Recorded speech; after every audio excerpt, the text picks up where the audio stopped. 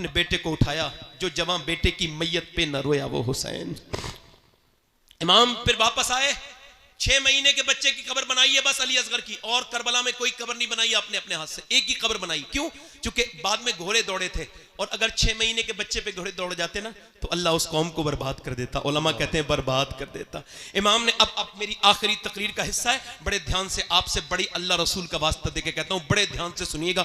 मेरे इमाम ने अपने नाना का जुब्बा पहन के और अमामा बांधा नाना का, और हाथ में जब साफा हाथ में तलवार ली तो पीछे से 21-22 साल के बच्चे ने हाथ रख दिया। पीछे मुड़ के देखा, हजरत ज़ैनुल आबिदीन थे। अब्बा मुझे छोड़ के जाओगे? तारीख क्या कहेगी कि जवान बेटा रहा और बाप को छोड़ के चला गया, बाप को जाने दिया। इमाम ने कहा नहीं नहीं मेरे बेटे, मेरा इम्तिहान खत्म हो रहा है, तेरा शुरू हो रहा है। तुझे तो मेरे अमानतें देता हूं, तू मेरा खलीफा है, मेरी अमानतों का अमीन, मेरी विरासतों का तू अमीन है, मैं तुझको देता हूं। मेरे ज़ैनुल आबिदीन, मेरी नस्ल तुझसे चलेगी, जा मेरे बेटे, तेरा सब्र यहीं से शुरू होता है। इमाम ज़ैनुल आबिदीन को समझाया, फिर अपनी औरतों के पास गए और फरमाया, ओ ज़ैनब, ओ उम्मे रबाब, ओ फातिमा, ओ शहरबानो, मैं जा रहा हूं, बस तुम सब्र करना, चीखना मत, चिल्लाना मत, रोना मत।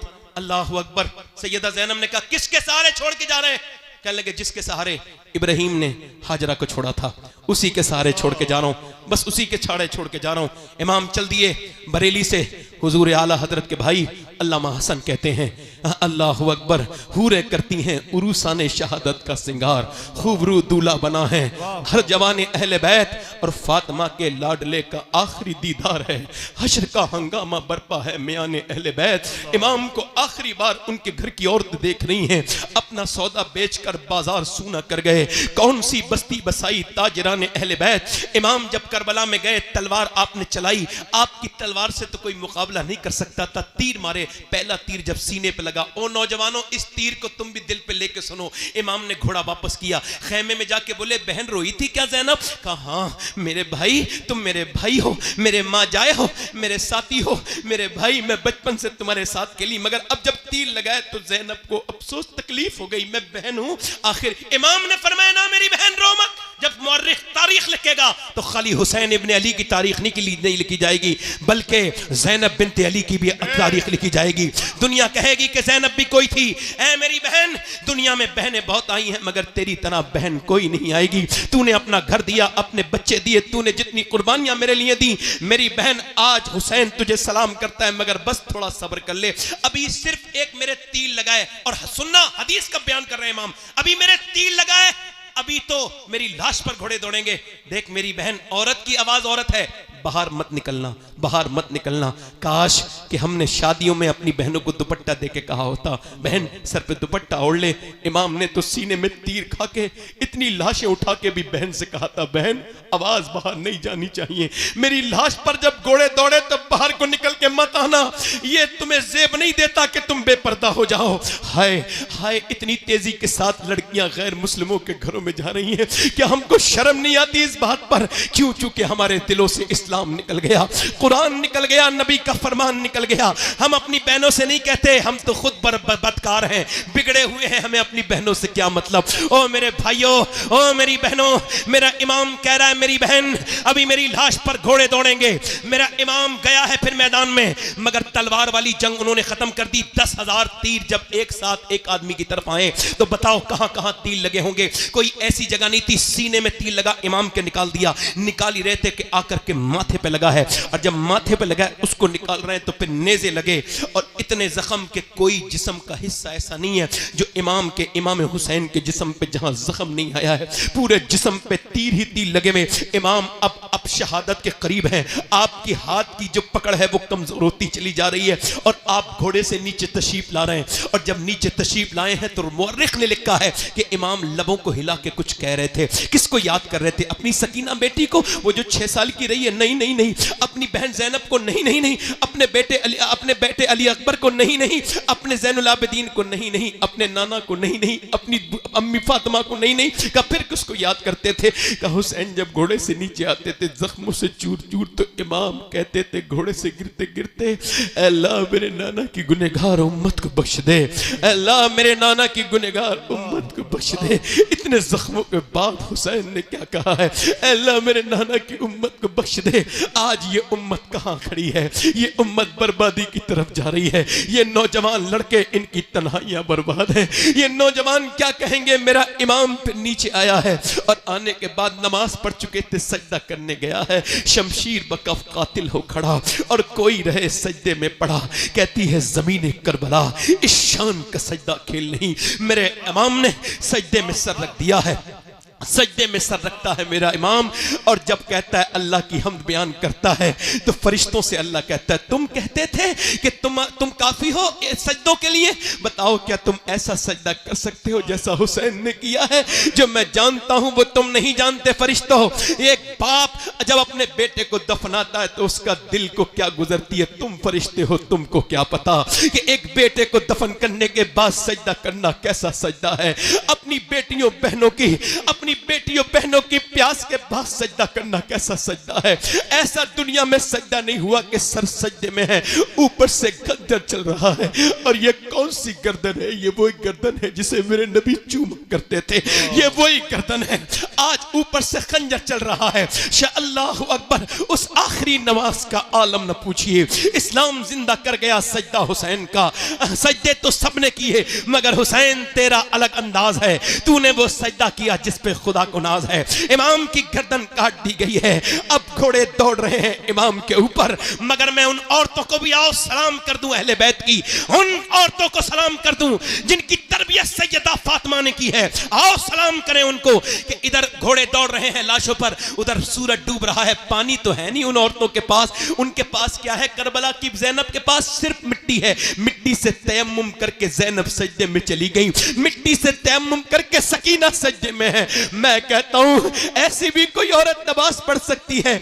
उधर बेटों की हड्डियों पे जब घोड़े दौड़ते हैं तो चटाक चटाक की आवाजें आती हैं, उधर सजदे में औरतें नमाजें पढ़ रही हैं। ये कौन है, ये नबी के घर की औरतें हैं, ये नबी के घर की औरतें हैं जिन्होंने नमाज नहीं छोड़ी। ऐ लोगों मौत करीब करीब है, ये तुम्हारी दुनिया। तुमको जाओ पोस्टमार्टम हाउस पे मुरादाबाद जाओ संभल के पोस्टमार्टम हाउस पे जाओ जाकर के देखो कितनी लाशें पड़ी हैं मेरी और आपकी तरह। उन्हें चीरने वाला नहीं है। वो चीरने वाले कहते हैं हमारे पास टाइम नहीं, कल चीरेंगे। और कल वो चीरते हैं शराब पी करके। अब तो ग्लेंडर चल गया है, पहले तो फाड़ते थे, अब ग्लेंडर से चीरते हैं, पूरा जिस्म फाड़ देते हैं। कौन सी दुनिया में लगे हुए हो, फाड़ देते हैं। हुजूर फरमाते जब मुर्दे का हाथ पकड़ता है ना गस्साल, तो मुर्दा कहता है आराम से उठा, तेरे उठाने से बड़ी तकलीफ होती है।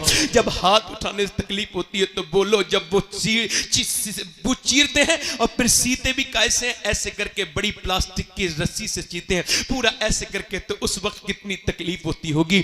मैं तो दिन रात सफर में रहता हूं, बार बार दुआ करता हूं, अल्लाह पोस्टमार्टम वाली मौत से बचा लेना मेरे मालिक। पोस्टमार्टम वाली मौत से कैसी कब्रें, तुम्हारे बाप दादे की कब्रें तुमसे कह रही हैं, उनका मरना तुम्हारे लिए काफी नहीं था। कब तक नौजवानों मोबाइलों पे अपनी जिंदगी बर्बाद कहते रहोगे? कब तक तुम गेम खेलने के लिए पैदा हुए थे? नहीं, तुम गेम खेलने के लिए नहीं, तुम तो मेरे नबी की आंखों की ठंडक हो, तुम तो मेरे हुजूर का प्यार हो।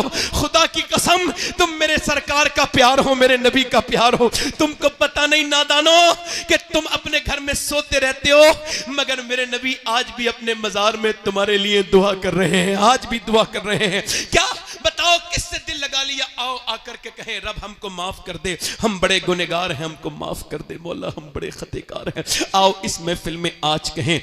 एक आखिरी बात बयान करता हूं और बात को इन सारे बुजुर्गों उलमा के सामने खत्म करता हूं, बात को इनकी बरकतों से बात खत्म करता हूं। बात यह है, किफल नाम का लड़का था। हुजूर फरमाते हर रात नई लड़की बुलाता था, यानी एक नाइट एक लड़की, यानी वो नई लड़की बुलाता था। ढूंढवा के इतने पैसे थे उसके पास, एक रात में एक लड़की की इज्जत खराब करता था। हुजूर फरमाते एक लड़की आई ना तो वो रोने लगी। इसने कहा पैसे नहीं दिए जो मेरी रात खराब कर रही, मूड खराब कर रही। कहा पैसे तो मिले। कहा रोती क्यों है? कहा मैं मैं इस वजह से रो रही हूँ, मेरा बाप ना मरा होता मैं कभी ना आती। का क्यों? का मेरा बाप मर गया, मेरे बहन भाई भूखे हैं और मैं अल्लाह से डर रही हूँ, मेरे मालिक मुझे माफ कर देना, मेरे बहन भाई भूखे ना होते तो कभी ना आती। का तू अल्लाह से डर रही है? कहा मैं अपने अल्लाह से डर रही हूँ, मेरा रब मुझे देख रहा है, जब मैं सजदे करती हूँ तब भी देखता है, मैं तेरे घर पे इज्जत खराब कराने आई हूँ तब भी अल्लाह देख रहा है। वो रो के बोली अल्लाह मुझे माफ कर देना, मैं भूख की वजह से ऐसा कर रही हूँ। हुजूर फरमाते उस रोने वाली के दिल वजह से उसका दिल धुल गया। आंसू किसी के होते हैं और दिल किसी का धुल जाता है। वो रो के बोली मालिक, जब वो रोई ना तो अल्लाह ने किफल का दिल धो दिया। वो बोला मालिक जा, मैंने तुझे अपनी बहन बनाया, ले पैसे ले। उसने सारे पैसे दे दिए, नहीं 10 लाख रुपए उसको दे दिया, वो तो चली गई। ये सजदे में गिर के बोला मालिक एक बार आई थी, हाथ भी नहीं लगाया, इतना रोई थी, मैं तो पूरी जिंदगी का पापी हूं, कितनी रातें खराब कर दी मैंने मेरे रब। मैं जानता हूं कि मैं बेकार हूं, मगर तुझे तो पता है ना कि मैं गलत रास्ते पर हूं। ठीक है कोई बात नहीं, मैं नादान हूं, मगर तू करीम है, मुझे माफ कर दे। अगर मेरे जैसा गुनहगार कोई नहीं तो तेरे जैसा करीम कोई नहीं। ऐ मेरे रब, मेरी सांसें मौत की तरफ मुझे लेके जा रही हैं। ऐ बेपनाह ताकतों वाले, अगर मेरे जैसा गुनहगार कोई नहीं तो तेरे जैसा करीम भी कोई नहीं। ऐ रब, मैं गुनहगार पड़ा हूं, ऐसा रोया। हुजूर फरमाते अटैक हो गया, दिल का दौरा पड़ गया। कोई बंदा तेरे दर पे जो आंसू रोल देता है, मेरे मौला तेरे तौबा तू उस पर खोल देता है। मर गया, सुबह को कोई जनाजा उठाने वाला नहीं आया। इसका जनाजा उठाएंगे बदकार का, खराब इंसान का, पापी का, कोई नहीं आया। अल्लाह ने फरिश्तों को भेजा। दोपहर के वक्त में इसके दरवाजे पे बड़े बड़े जली लफ्जों में लिख के गए फरिश्ते, इन्नल्लाह कद गफर लिल किफले। ये जो किफल है ना, इसे अल्लाह ने बख्श दिया है, इसको बख्श दिया है। पूछा ऐ अल्लाह क्यों बख्श दिया? का वो रो दिया था। अल्लाह फरमाता है मेरे महबूब मेरे बंदों से कह दे कि जब ये रोता है ना तन्हाई में और इसका जब एक आंसू ढलक के गाल तक आता है, मैं सारे गुनाह उसी वक्त माफ कर देता हूं, सारे गुनाह माफ कर देता हूं। आओ इस महफिल में तौबा कर लें। तब बताओ जरा, अपनी हाथ उठा के बताओ, दोनों हाथ उठा के हाथ बताओ, उठाओ, कौन कौन इमाम हुसैन के नाम पे गर्दन गिरा देगा? नीचे हाथ कर लें। एक दूसरे की तरफ ना देखना, मुस्कुराना नहीं, जरा थोड़ा सा काम है। मैं किसी को वो नहीं दे सकता तौफीक, मगर फिर भी वो नौजवान चाहता हूं जो हुजूर के नाम पे गर्दन गड़ा देंगे। दोनों हाथ उठा के बताएं, नीचे हाथ कर लें।